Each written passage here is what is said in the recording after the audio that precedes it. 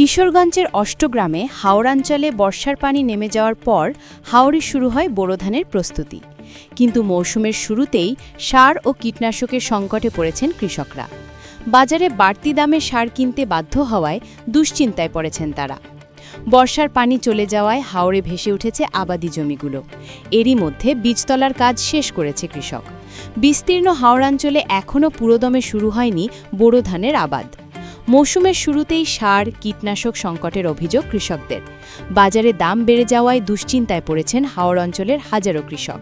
মাঠে জমি প্রস্তুতির সময় হলেও প্রয়োজনীয় উপকরণ না পাওয়ায় আবাদ শুরু করতে ভোগান্তি পোহাচ্ছেন তারা।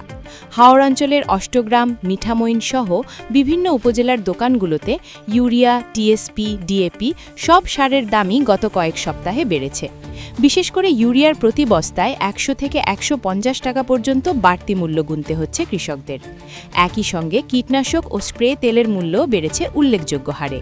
হাওড়াঞ্চলে বোরো ধানই অন্যতম প্রধান কৃষিপণ্য।